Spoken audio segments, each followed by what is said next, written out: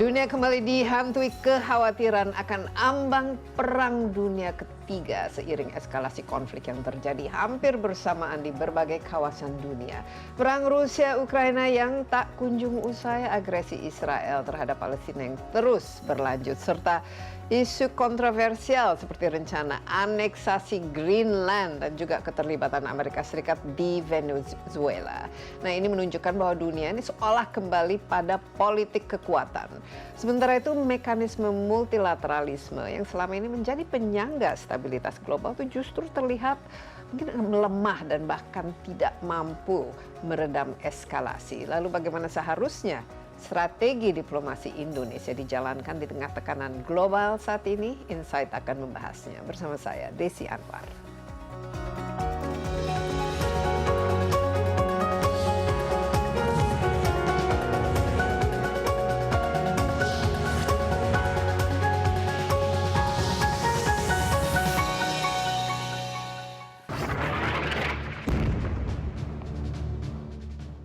Dunia kini berada dalam fase paling rapuh dalam beberapa dekade terakhir. Perang Rusia-Ukraina yang belum berakhir, agresi Israel terhadap Palestina, serta rivalitas antar kekuatan besar kembali menempatkan konflik bersenjata sebagai instrumen politik. Situasi ini memunculkan kekhawatiran global. Apakah dunia tengah bergerak menuju ambang perang dunia ketiga atau memasuki era konflik berkepanjangan tanpa deklarasi resmi? Di saat yang sama, politik kekuasaan kembali menguat. Wacana aneksasi Greenland yang kembali diangkat Presiden Amerika Serikat Donald Trump hingga intervensi Amerika Serikat di Venezuela menandai bangkitnya pendekatan unilateralisme. Lembaga multilateral seperti PBB pun dinilai kian melemah, terjebak kepentingan politik negara besar dan kerap gagal merespons cepat krisis kemanusiaan serta konflik global yang terus meluas. Di tengah gejolak geopolitik yang kian kompleks, dunia dihadapkan pada pilihan besar, memperkuat diplomasi dan kerjasama global atau terus terjebak dalam logika kekuasaan dan konflik. Bagi Indonesia, situasi ini menjadi ujian nyata politik luar negeri bebas aktif dengan menjaga kepentingan nasional, merawat stabilitas kawasan, sekaligus mengambil peran konstruktif di panggung global agar perdamaian tidak hanya menjadi wacana, tetapi agenda bersama.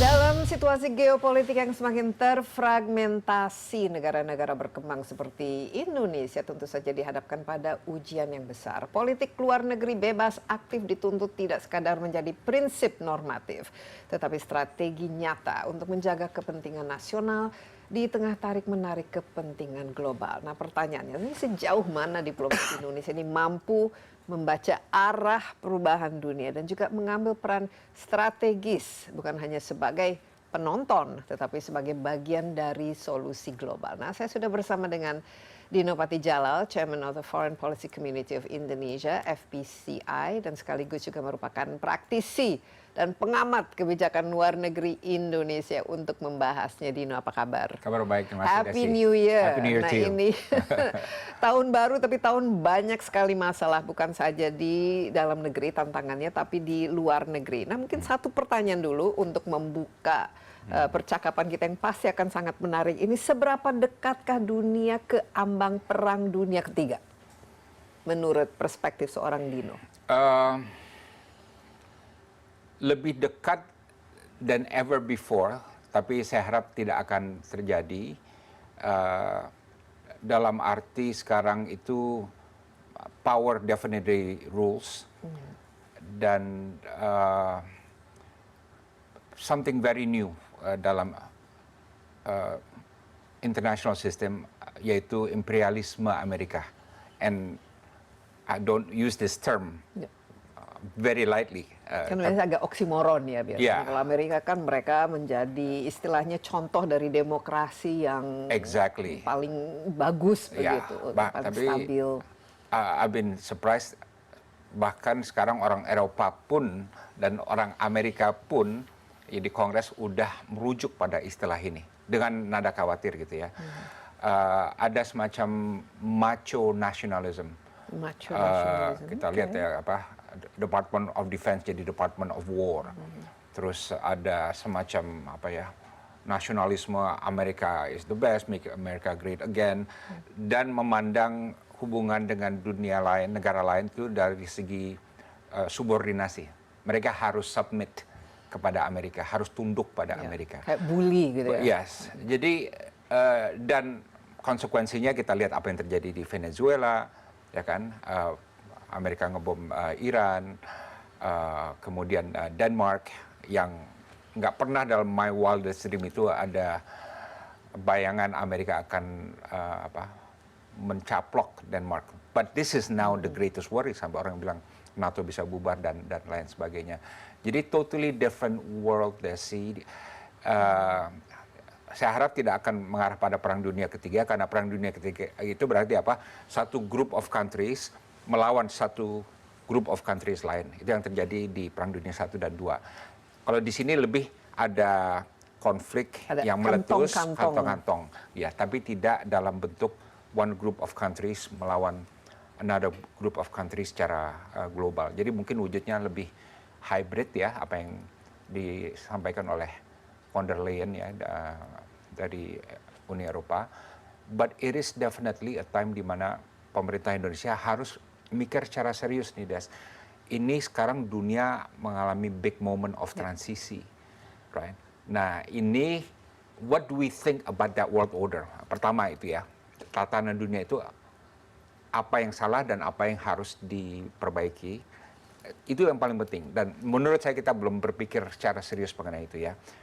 Dan kedua, reposisi Indonesia dalam dunia yang sedang berubah itu seperti apa gitu. Jadi it's the time now for really serious strategic deep thinking mengenai world order yang bukan hanya mengalami gejolak ya, tapi sekarang mengalami transisi ke suatu bentuk yang berbeda dari sebelumnya. Jadi sekarang kita melihat multipolarisme kan, kalau dulu setelah Perang Dunia Kedua itu ada namanya Perang Dingin, itu ada bipolar ya dari the Soviet dan the communism melawan yang capitalism yang kita istilahnya itu the West ya, Barat. Sementara Indonesia dan kawan-kawannya itu berada di tengah-tengah yang namanya non-aligned movement atau non-block. Nah, kalau sekarang dengan multipolar ini kembali ke pertanyaan saya mengenai seberapa dekat kita kepada Perang Dunia Ketiga, kira-kira pemicunya yang akan menjadi ke arah sana itu seperti apa, Dino? Karena kalau kita lihat pocket-pocketnya ini, semuanya itu berkaitan. Seperti Rusia dan Ukraina kan sampai sekarang masih belum terlihat titik endingnya itu akan seperti apa. Belum lagi nanti mencaplok Greenland ini yang tentu saja sudah masuk ke teritori Eropa dan pasti akan mengancam NATO, di mana Amerika Serikat merupakan anggota juga.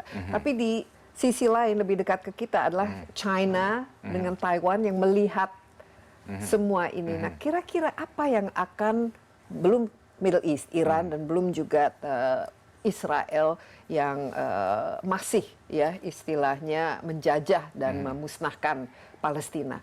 Apa kira-kira yang nanti pemantik pemicu di antara ini yang bisa istilahnya mengaitkan semuanya sehingga kita semua harus terlibat dalam konflik multipolar ini? Ya, yang paling saya khawatirkan sekarang adalah Iran. Ya kan? Kalau Rusia, Ukraina, walaupun semakin kemarin ada peningkatan serangan ya dari Rusia di Ukraina, sekarang terakhir kemarin masih gelap di listrik mati dan lain sebagainya. Paling tidak ada suatu proses ya di mana Trump juga terlibat di dalamnya dan ada suatu mekanisme yang mudah-mudahan nanti bisa menyelesaikan itu ya. Kalau Iran ini kan di Timur Tengah dan Iran bukan pushover, ya kan? They will fight, ya kan? Dan mereka bisa bertahan, mereka sudah bertahan begitu lama sampai dan sekarang. dengan kemampuan militer yang juga signifikan, dan mereka punya Hezbollah ya dan lain sebagainya. Jadi itu yang menurut saya paling mengkhawatirkan ya. China Taiwan saya nggak melihat adanya suatu kemungkinan akan menjadi open conflict ya, walaupun ketegangan akan terus berlangsung. Thai Kamboja terkendali, ya kan. Kemudian India Pakistan terkendali, right? Kalau US ngotot ke Denmark, ngambil Greenland. I don't think it will be war. Ya, I think masih ada room for diplomacy, suatu solusi yang tidak akan mengakibatkan akan ada perang antara Amerika dan Eropa. Walaupun Denmark sudah bilang shoot first dan lain sebagainya gitu ya. Jadi yang paling mengkhawatirkan bagi saya adalah Iran. Ya, kalau Sudan dan lain sebagainya is controllable, ya kan. I don't think Amerika juga akan invade Kuba, ya. Tapi yang memang mengkhawatirkan juga adalah gejala interventionisme yang semakin marak nih, right? The appetite for political military intervention dan regime change, right? Dan kita tidak tahu limitnya di mana nih, limit dari Presiden Trump, right? Karena every next move he makes itu surprise everybody. Right. Tapi kalau saya lihat itu sebenarnya limitnya itu ada seperti kita di perang dunia itu. Apa yang membuat menjadi perang dingin itu adalah kehadiran senjata nuklir. Karena kalau kita sudah bicara mengenai perang dunia ketiga, itu mau tidak mau kan. Jadi semoga itu tidak bisa terjadi ya. Iya, tapi kalau ada orang pertanyaan ya, ada pertanyaan, apakah impossible Trump akan mencet tombol nuklir? Ya kan dari dulu kita bilang enggak kan. Sekarang sudah mulai. Sekarang orang kalau dulu kan Korea Utara kan. Iya, yes. Yang menjadi istilahnya itu semacam yes. Pemicu instabilitas. Sekarang ini nobody knows limit dari Trump itu di mana, dan yang suatu hal yang baru nih Desi dalam hubungan internasional, dulu kan hanya dua faktor. Negara tuh menurut Henry Kissinger ya harus milih antara kepentingan dan values. Ya, navigate ya. Kadang-kadang ini yang lebih tinggi, kadang-kadang ini yang lebih tinggi. Sekarang ada faktor ketiga, yaitu ego. Iya, right? Tadi macho nasionalisme. Yes, dan ego dari Trump ini bisa mengalahkan values sama kepentingan. Nah, it's something new. How do you deal, Presiden Prabowo, how do you deal with somebody yang egonya besar sekali? Dan mereka punya ini, direct access to the button. Ini yang membuat mungkin kita agak sulit tidur ya malam hari. Siapa tahu dia tiba-tiba bangun punya ide baru dan lain sebagainya. Jadi ini yang mungkin membuat kita tuh merasa bahwa geopolitically kita sudah dalam the new normal yang mungkin agak susah untuk kita navigasi. Kita istirahat sebentar, tapi kita saya ingin ini lebih mendalami macho nasionalisme ini. Apakah hanya Donald Trump saja atau memang ini sesuatu yang sebenarnya kelihatan di berbagai negara yang lainnya. Insight with Desi Anwar akan segera kembali, tetaplah bersama kami.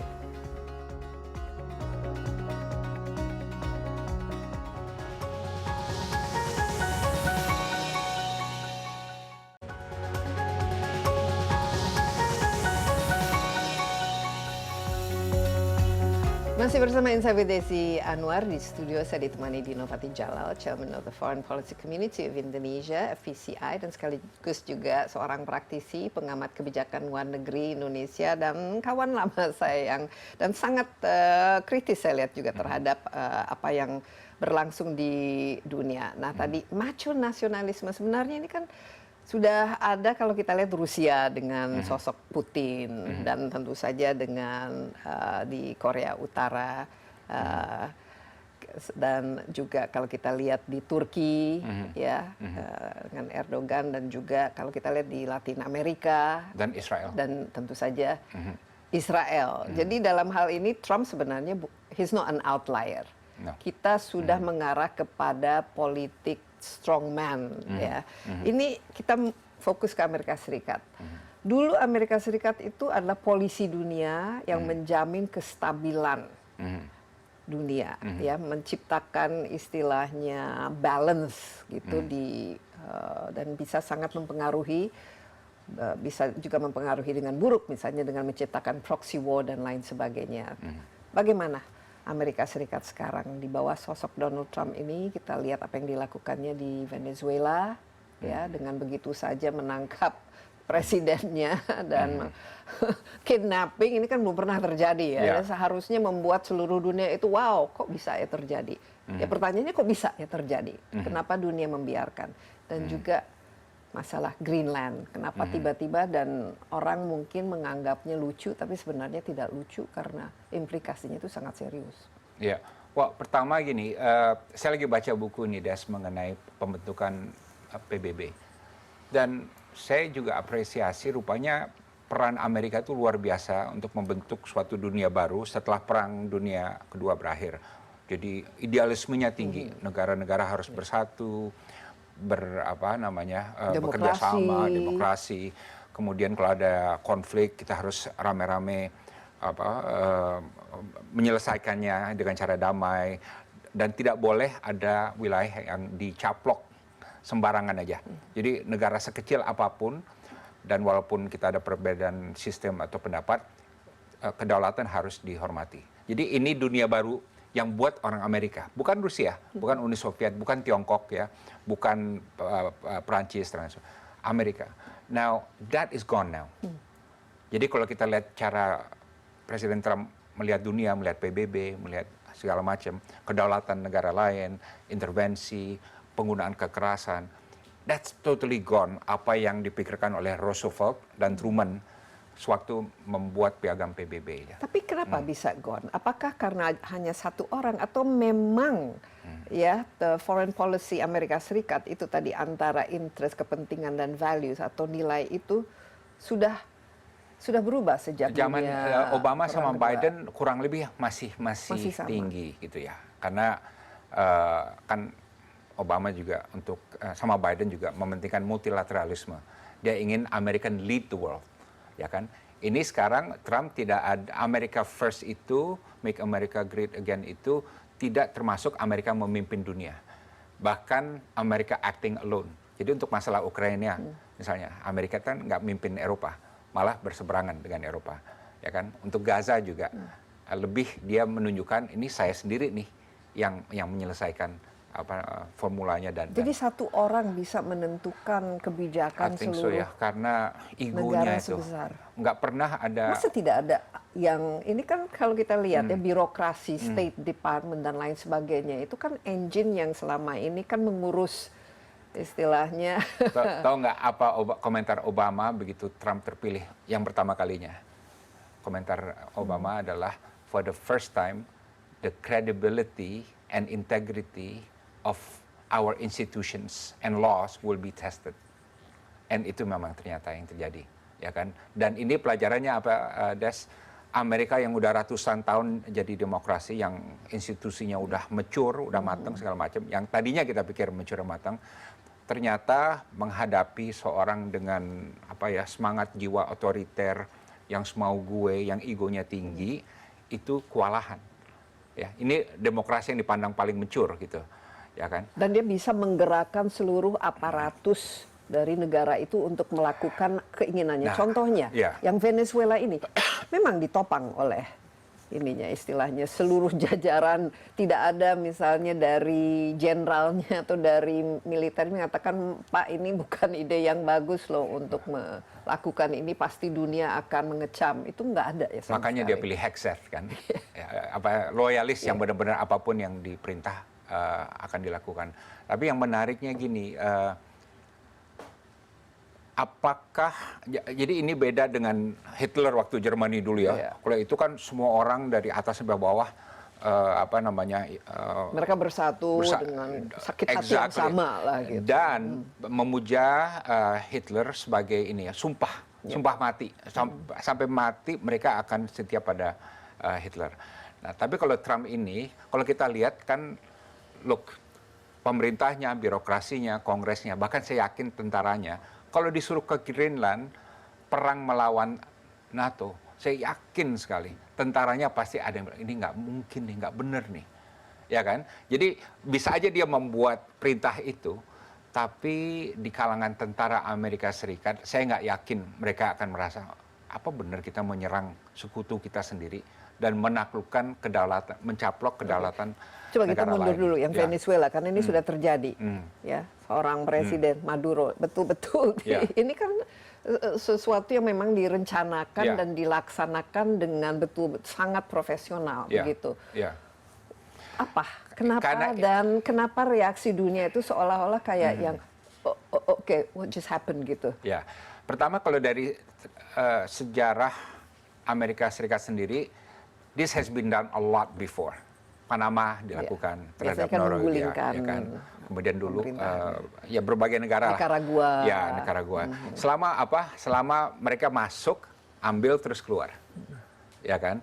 Nah, jadi it's not so much of political debate ya, walaupun banyak dikritik juga di Kongres dan lain sebagainya. Tapi kalau masuk ke Denmark, mencaplok wilayah negara lain yang sekutu Amerika Serikat, anggota NATO, that will take psychologically ya very difficult menurut saya ya bagi tentara Amerika gimana melakukannya. justifikasinya, apalagi kan Kongres pasti menentang, Demokrat segala macam, makanya bilang gimana kita dengan semau gue dan tanpa ada dasar hukum internasional apapun mencaplok kedaulatan negara lain. Dan saya yakin diplomat Amerika di mana-mana tuh tertekan tuh jiwanya, right? Saya yakin sekali karena mereka tahu ini adalah hal yang bisa dilakukan dan ada hal yang benar-benar tabu untuk dilakukan, dan banyak dilakukan Trump itu hal yang tabu dilakukan selama ini gitu. Oke, baik, kita istirahat sebentar, tapi ya ini semakin digaungkan oleh Presiden Donald Trump sendiri mengenai Greenland ini, sepertinya dia memang serius ya. Tapi kita istirahat sebentar, Dino. Jangan kemana-mana dulu. Insight with Desi Anwar akan segera kembali.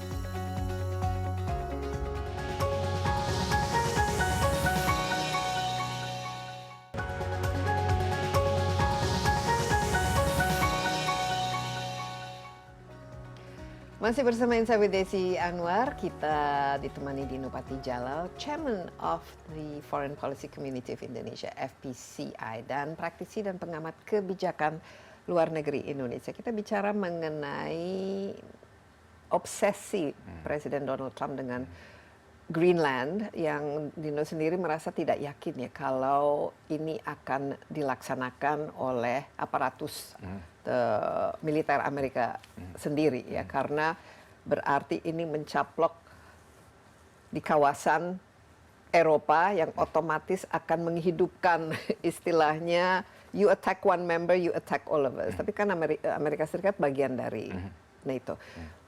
Coba kita lihat NATO itu sendiri, evolusinya, dan apakah mereka memang kan selalu dikritik ya oleh Amerika Serikat, oh Eropa kan harus lebih banyak dong sumbangannya, jangan semuanya hanya Amerika Serikat ya. Kita lihat yang Rusia dan Ukraina, bahwa Rusia ternyata bisa mencaplok istilahnya bagian dari Ukraina tanpa terlalu banyak intervensi dari negara-negara di bawah NATO. Bahkan Donald Trump kita lihat itu justru lebih seolah-olah lebih suka sama Putin dibanding dengan Presiden Ukraina, ya. Bagaimana?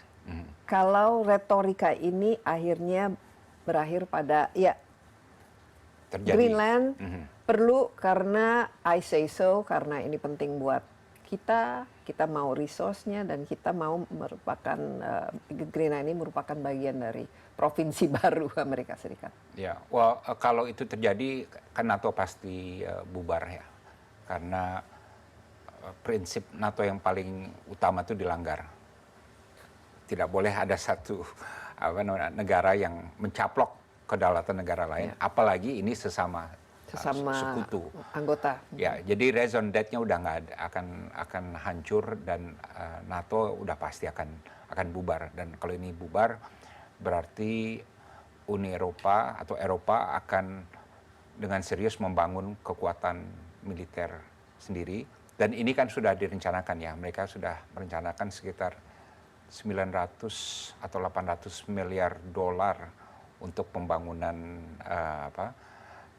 militer Eropa dalam kalau nggak salah 5 tahun ke depannya, like very high number gitu.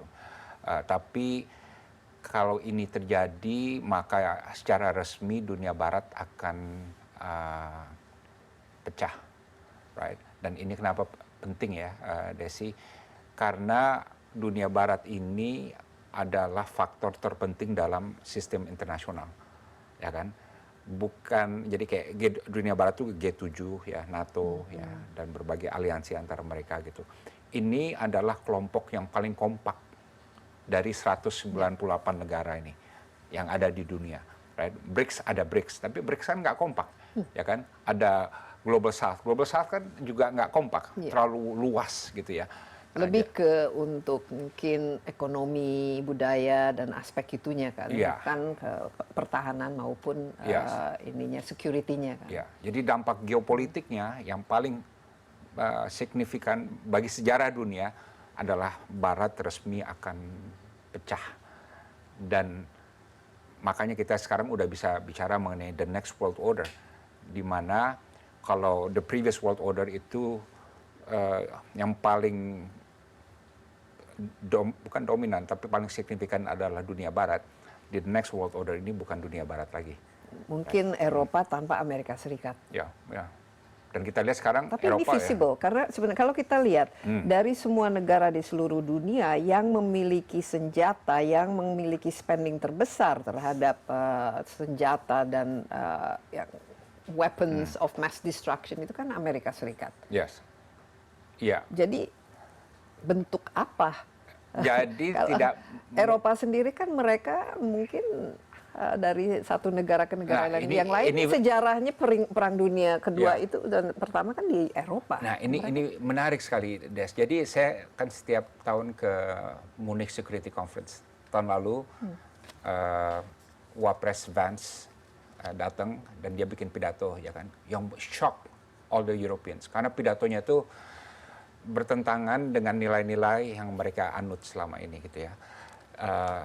Nah, teman saya orang Belanda bilang, kan saya tanya, kenapa kamu shock gitu? Dino, kamu harus paham, dari segi budaya strategis Eropa, kita hanya ada satu dalil, Amerika protektor kita. Iya. Ya kan? Nah, sekarang ini mereka bilang, waktu itu belum ada Greenland kayak gitu ya, belum ada apa ya. Sekarang ini berarti kita harus mulai meninggalkan asumsi itu kalau itu terjadi. Dan sekarang setahun kemudian semakin serius perpecahan ini. Ya. Dengan kata lain apa? Eropa harus sama kayak ASEAN juga. ASEAN kan kita nggak ada budaya protektor, ya kan? Dan we are very happy with it.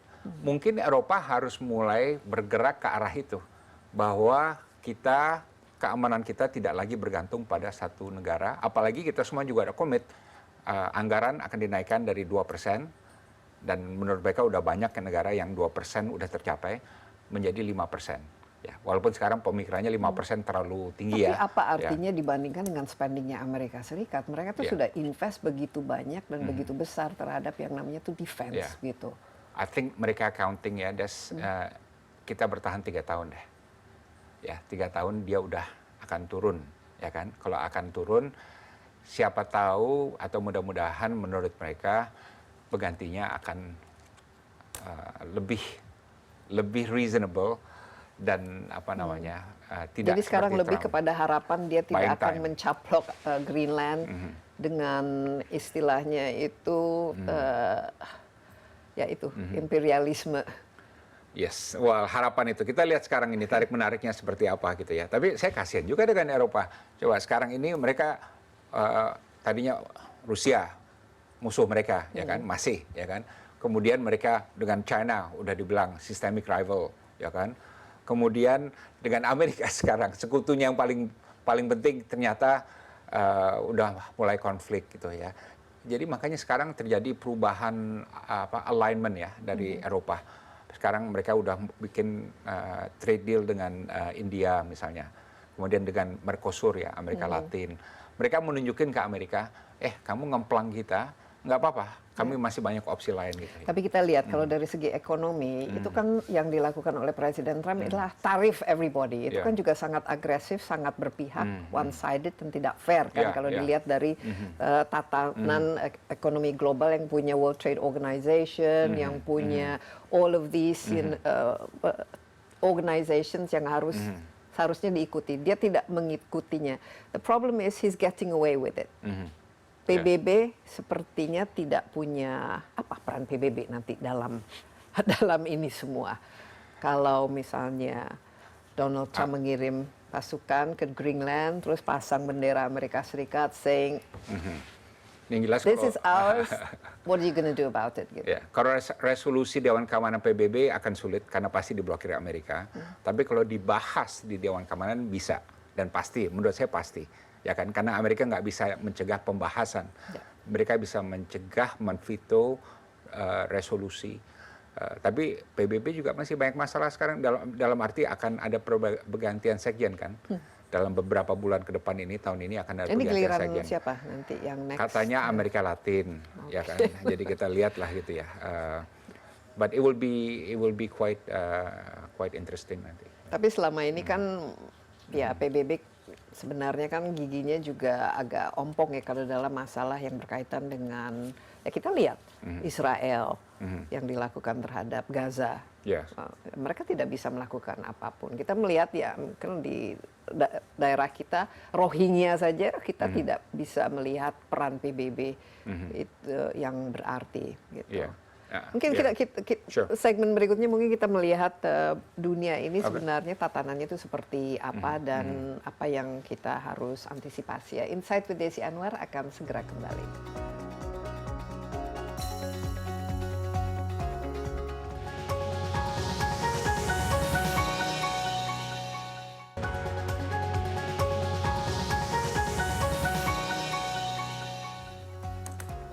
Masih bersama Insight with Desi Anwar, kita ditemani dengan Dino Patijala, seorang pakar kebijakan luar negeri. Nah, dulu lebih simpel ya, apalagi selama Perang Dingin, itu jelas musuhnya you are which camp you're on, apakah di bawah naungan payung Uni Soviet, ya, komunisme, atau di dunia barat, kapitalisme, dan di situ ada Amerika Serikat yang menjadi leadernya. Nah, setelah Uni Soviet runtuh, ada Rusia dan semua dunia itu kira-kira menjadi, istilahnya ingin menjadi demokrasi, ya terbuka.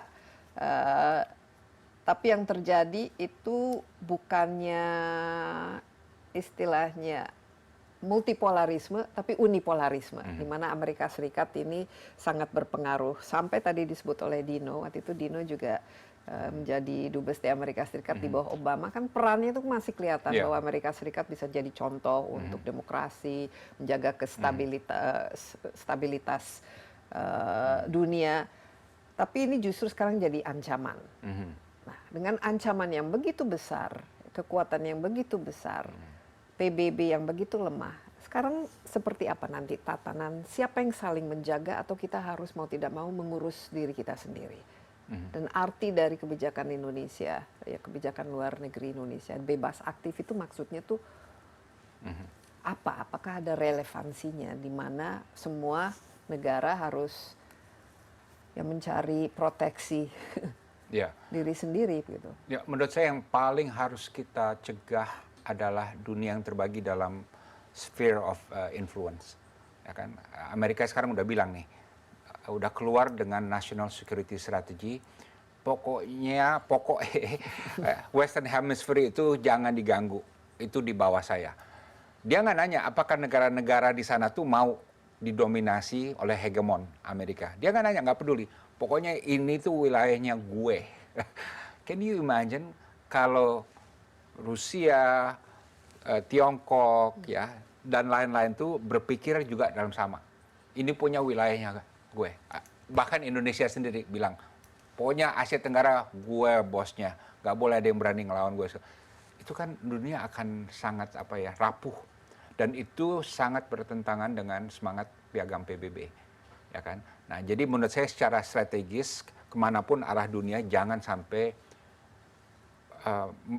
masuk ke dalam wujud yang seperti itu, sphere of influence. Karena kita nggak mau didominasi oleh negara manapun di luar kawasan sebesar apapun. Kita juga nggak mau mendominasi negara manapun di luar kita. Kan itu tapi bukan PBB politik masih akan bisa bertahan dalam hal-hal seperti karena PBB sendiri kan juga baru lahir setelah Perang Dunia Kedua tahun 1946. Ini bukan suatu institusi yang ratusan tahun, istilahnya diciptakan dengan kepentingan Barat juga waktu Ya, itu. very good question. Jadi yang jelas PBB tidak akan tergantikan. Ya Tidak kan? akan. Tidak akan tergantikan.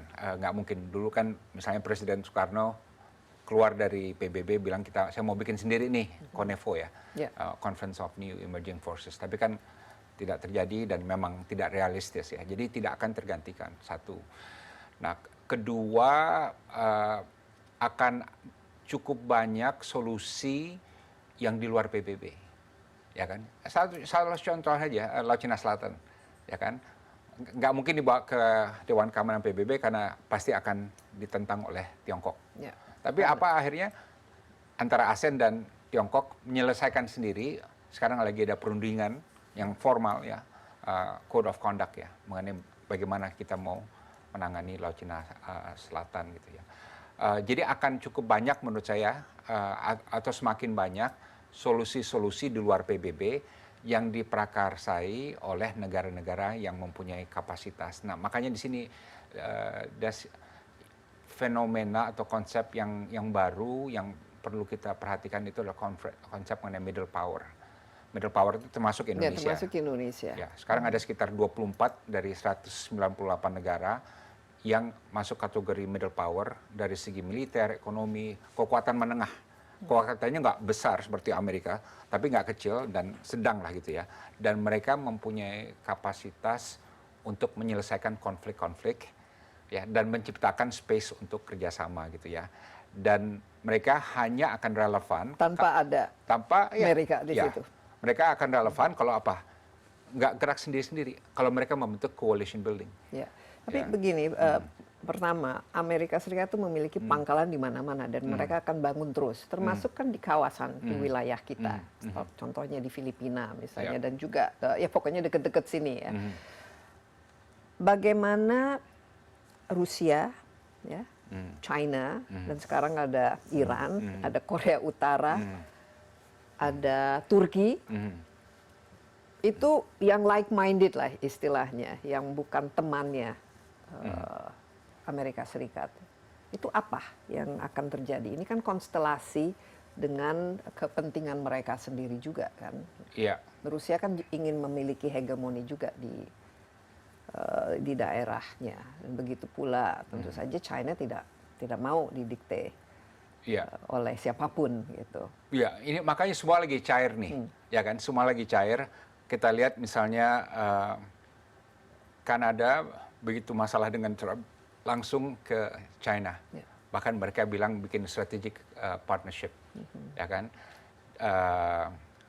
Dan lain sebagainya. Uni Eropa juga sekarang aktif sekali mencari hubungan-hubungan lain ya, membentuk alignment ya, yang baru, gitu ya. Jadi sekarang ini dunia dalam proses de-alignment, ya, de-alignment itu keluar dari alignment yang sebelumnya, atau realignment, atau new alignment, right? Jadi bukan aliansi nih. Kalau aliansi kan harus sudah fakta militer dan lain-lain. Tapi alignment lebih a la carte gitu ya. Tergantung isunya apa. Nah, ini yang sekarang terjadi di seluruh dunia. Nah, bagi Indonesia ini yang harus penting nih.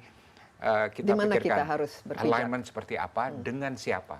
Kunci dari diplomasi bebas aktif yang sukses 4 tahun ke depan itu adalah coalition building. Coalition ya, bukan aliansi ya. Coalition building dalam arti apa yang kita mau capai.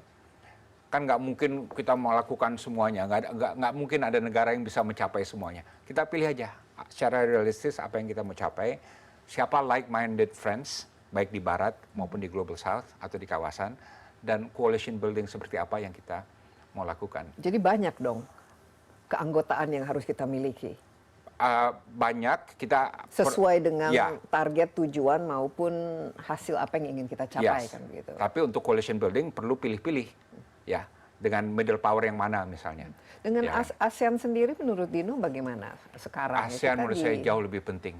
Jadi dalam dunia yang semakin bergejolak sekarang, semakin lebih obvious Indonesia harus mempunyai pijakan ASEAN lebih kuat, ya kan?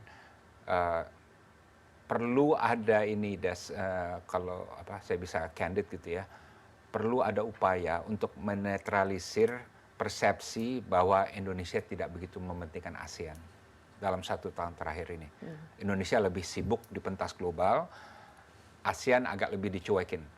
Benar atau enggak, terserah, tapi persepsi itu semakin kuat nih sekarang. Oke, sekarang kita baliklah ke diri kita sendiri dengan begitu banyak tantangan dan ketidakpastian dan kegilaan yang kita tidak tahu ya di mana kita harus berpijak. Nah, di sini kita harus pintar-pintar menavigasi. Yang memang kan selama ini bebas aktif, the zero enemy, 1,000 friends atau a friend to everybody, begitu. Apakah ini masih bisa relevan dengan situasi global saat ini? Kita lihat lagi ya. Kita istirahat sebentar.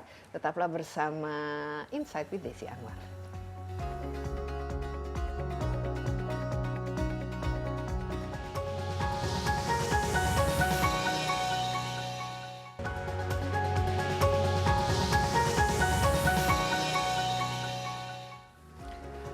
Anda masih bersama Insight with Desi Anwar, saya ditemani oleh Dino Patijalal. Kita sekarang pertanyaan yang paling penting ya. Di tengah badai geopolitik dan ketidakpastian ini, termasuk dengan yang akhir-akhir ini, ya Israel dan Gaza masih terus berlangsung. Kita mencoba untuk istilahnya menjadi bagian dari solusi untuk menciptakan damai, tidak berhasil juga.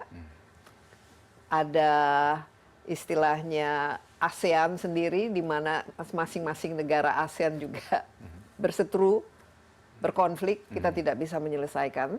Ya. Indonesia ini bagaimana? Apa yang perlu kita lakukan sebagai negara terbesar di ASEAN? Ada 2 ambisi ya. Ambisi yang paling bawah adalah, selama kita nggak terganggu secara langsung. Jadi orang lain ribut semua secara global, kawasan, tapi kita bebas dari kekuatan yang mengancam kita, ya udah aman. Zero enemy gitu ya? Ya. Jadi itu ambisi yang paling bawah, dan itu sudah tercapai sekarang kan kita. Semua orang suka lah sama Indonesia. Ya. Gitu. Dan itu jadi aset tuh Des. Ya, kalau saya lihat Presiden Prabowo dalam 1 tahun ini kemana-mana, ke Peru, Georgia, ke Inggris, ke Saudi, Qatar, Emirat, segala macam lah. Ke Perancis. Ke Perancis. Berarti apa? Modal politiknya tinggi sekarang. Banyak teman dan banyak teman yang suka beliau suka Indonesia juga, ya kan? Jadi udah itu. Nah, jadi pertanyaan strategisnya, do we aim agar kita cari selamat? Pokoknya nggak ada yang ngerasakan kita, dah, I'm happy. Atau kita mau gunakan modal politik itu untuk create something strategic, ya kan? Jadi bagian dari solusi itu tadi. Contohnya apa? Waktu 1950-an dunia lagi kayak gitu ya, perang dingin lagi mau muncak segala macam, kita miskin, ya kan? Waktu itu. Tapi ambisi strategis kita apa? Kita merubah politik dunia dengan Bandung Conference, yang sampai sekarang orang masih memuji. Right? Dan orang itu kan bukan hanya mengenai kita, itu mengenai merubah dinamika politik internasional. Jadi negara-negara yang 28 negara itu merasa lebih percaya diri dan merasa punya hak untuk bermain di pentas internasional. Kemudian 61 juga apa? Kita menjadi pendiri non-blok, ya kan? Semakin tinggi lagi ambisi. Dengan kata lain apa? Kita menjadi arsitek bagi dunia internasional. 67 apa yang terjadi? Very important. Ya, kawasan masih ada perang di Vietnam, ini segala macam, Asia Tenggara terpecah, kita bikin ASEAN, right? Jadi di situ aktifnya itu create space, right? Nah, jadi pertanyaan sekarang, dunia berubah, middle power lagi naik daun, kapasitas kita lebih tinggi secara militer dan ekonomi, kita disukai semua negara, termasuk mereka yang bertikai antara sesamanya. Kita mau jadi arsitek atau kita hanya mau gini? That's a big question. Tapi kalau menjadi arsitek, we have to be jelas apa yang mau dicapai, apa yang mau diperbaiki. Coba mungkin kan? Ini karena saya lihat juga Dino cukup kritis ya terhadap Kementerian Luar Negeri kita sekarang ya, karena mungkin tidak hadirlah khusus pada ya itu bebas aktifnya itu nggak kelihatan, aktifnya itu tidak kelihatan. Apa kira-kira yang perlu dikoreksi? Ya, apa yang perlu diperbaiki dan bagaimana Indonesia dengan asetnya begitu besar, kita negara yang besar, kita negara yang dihormati, middle power, semua orang suka sama kita, yang menjadi sesuatu yang kita bisa bangun untuk membantu menciptakan perdamaian, menjadi bagian dari solusi, bukan hanya penonton saja gitu. Ya benar. Yang paling penting jangan kita diplomasi yang basa-basi, gitu ya. Dan jangan kita menjadi diplomasi yang everywhere kita ada, but nowhere. Ya kan, kita ada di berbagai tempat, but nowhere. Ini hanya buat ini ya. dia. Dan foto op-nya saja, tapi substansinya kurang gitu. Yes. Yang paling penting sekarang ada pertanyaan, kita mau stand up for what, ya kan? Apakah ada prinsip yang mau kita perjuangkan, ya? Dan dengan siapa tuh?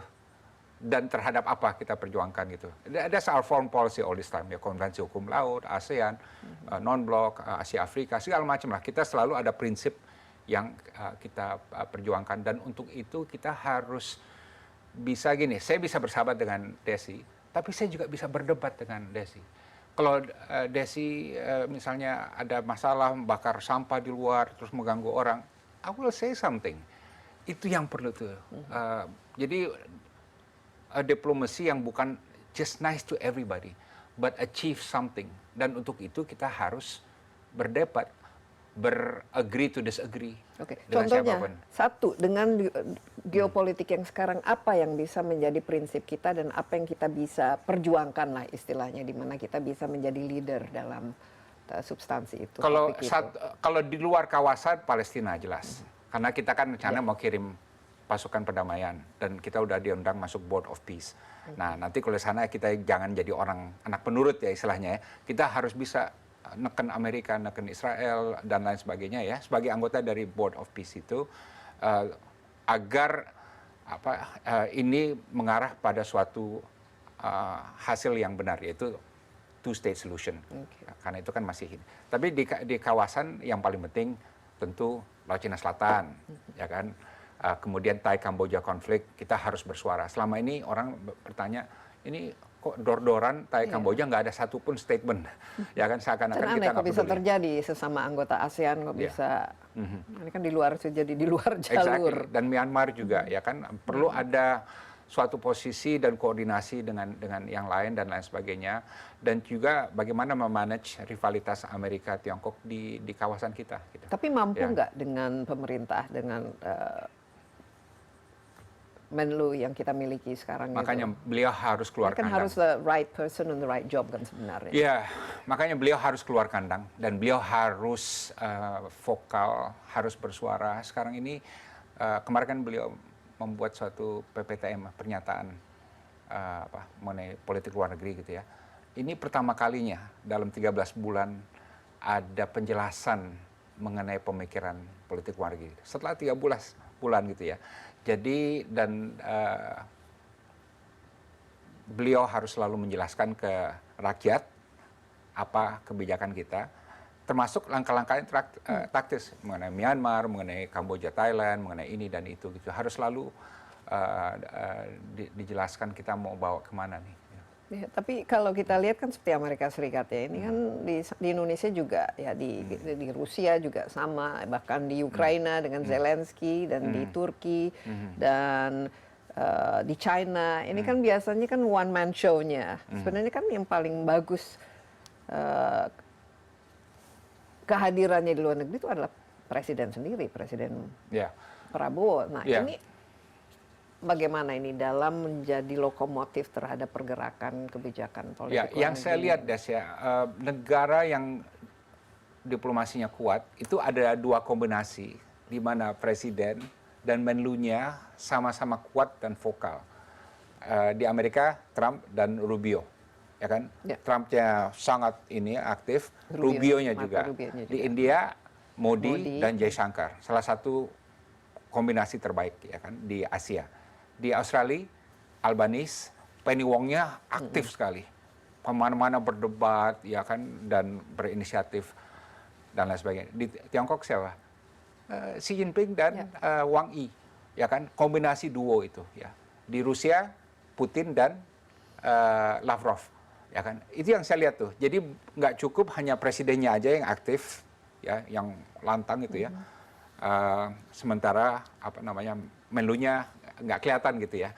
Nah, menurut saya ini yang perlu kita berubah. Kalau kita serius ingin benar-benar bernavigasi dan bermain secara efektif sebagai aktor di dunia internasional.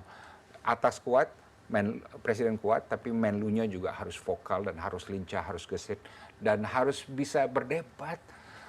Diplomasi kita sejak dari Agus Salim sampai Adam Malik sampai Alatas sampai Marty itu jago berdebat siapapun yang kita hadapi gitu, dan harus kelihatan percaya dirinya itu. Kembali ke koalisi, ya.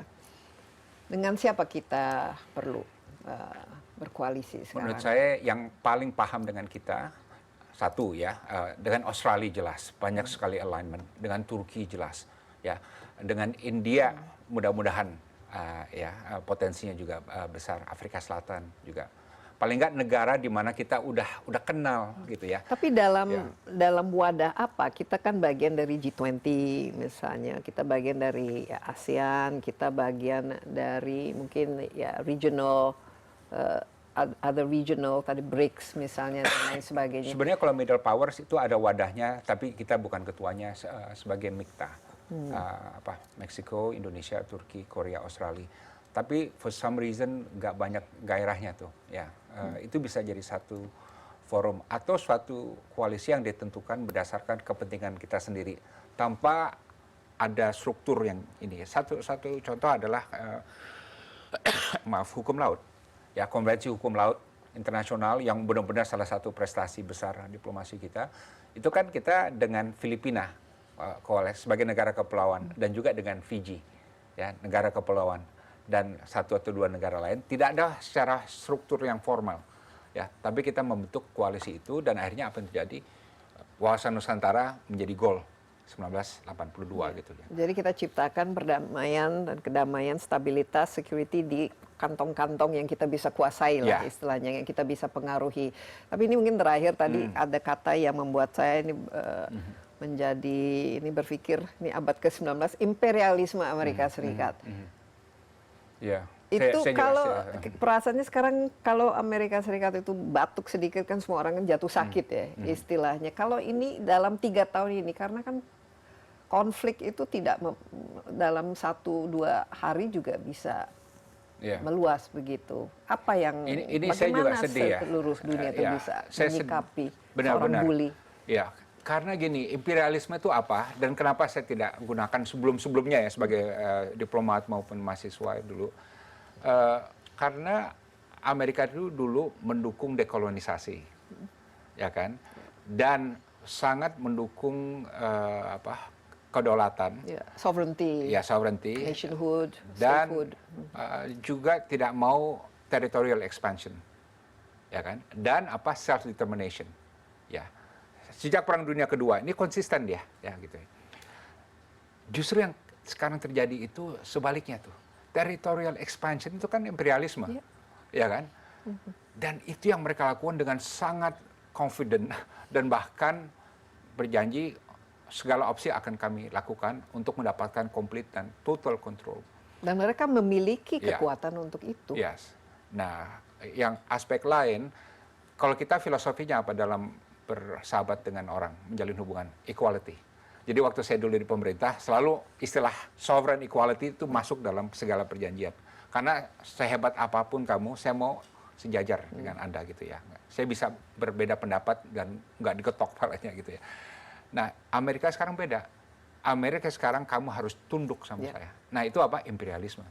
Kan Eropa kan bilang, Eropa nggak mendukung Amerika mencaplok NATO, mencaplok Greenland, langsung Trump bilang, oke, kalau gitu saya kasih kamu 200% lagi tarif. Berarti nggak boleh kamu berbeda pendapat dengan Amerika, harus selalu tunduk. Nah, itu gejala imperialisme yang luar biasa. Mudah-mudahan kalau Trump pergi nanti dalam 3 tahun, virus ini udah keluar juga dengan dia itu. Jangan sampai virus ini justru nanti masuk ke dalam institusi di Amerika Serikat. Dan bukan hanya dari Amerika aja loh, Des. Negara virus lain. ini juga menular soalnya. Exactly. That's what worries Kalau me. Amerika Serikat, they can get away with it. Mereka bisa melakukan, kenapa tidak saya? Yeah, gitu, exactly. Karena sudah ada presidennya. Yes. Gitu. Nah ini yang harus Indonesia itu harus betul-betul cermati dengan baik. Dan lantang menentangnya. Dan lantang menentang. Kita cukup lantang nggak menentang menurut Dino? Atau kurang keras suaranya, kurang nyaring? I think gini, kalau kita tahu siapa yang melakukan, jelas di depan mata, right? Kenapa kita sungkan menyatakan, hey, don't do that. Iya. Tuh orang itu gitu. Ya udah tarifnya nanti jadi 100%, Iya, bukan kan? 19% Tapi lagi. dulu dengan Kamboja, waktu konflik Kamboja, dengan konflik ini, dengan konvensi hukum laut, semuanya kita, Irak juga, kita nggak pernah malu bilang, Amerika, saya disagree, what you doing is wrong. Ya kan, itu kan berarti apa? Kita percaya diri, kita punya integritas, punya nyali. Ya kan? Takut karena Paling ya nggak, itu. ya. Kalau tarifnya dinaikin kan kita juga repot. Ya, Nggak tahu. by the way, very quickly, kalau mengenai tarif ya, trade surplus kita, walaupun kemarin tarif naik terus. Tiongkok juga surplus perdagangan mereka 1,2 triliun, naik terus walaupun kena tarif berapa ratus % dari Amerika. Jadi Eropa juga udah mengirim sinyal. Jadi seharusnya kita jangan terlalu takut dengan Ya, jangan ancaman terlalu takut, ya. ataupun Ya. jangan gampang diintimidasi ya. Taruhannya sejarah akan melihat kita sekarang, kita ketakutan atau sungkan, atau kita bisa membela kepentingan kita dengan dengan nyali dan integritas. Iya, tapi luar biasa kita 2026 kita bicara mengenai imperialisme Oh my God, Amerika saya Serikat. nggak pernah menggunakan istilah itu, nggak pernah dalam Tapi memang beberapa tahun ini. Ya. Ini kenyataan dan bisa saja terjadi. Kita harus waspada. Dino, terima kasih banyak. Ini nanti kita ketemu lagi. Masih banyak ini masalah dunia yang perlu kita bahas ya di kemudian hari. Yang penting dari kitanya, Indonesianya, dari Kementerian Luar Negerinya juga harus stand up and speak out. Live up to the reputation. Live up to the reputation. Remember your forebears. Yes. Sekali lagi terima kasih Dino. Ya demikian Insight with Desi Anwar kali ini. Anda juga dapat menyaksikan tayangan ini di cnnindonesia.com dan juga di YouTube CNN Indonesia Insight with Desi Anwar. Sampai jumpa. Stay safe. Bye-bye.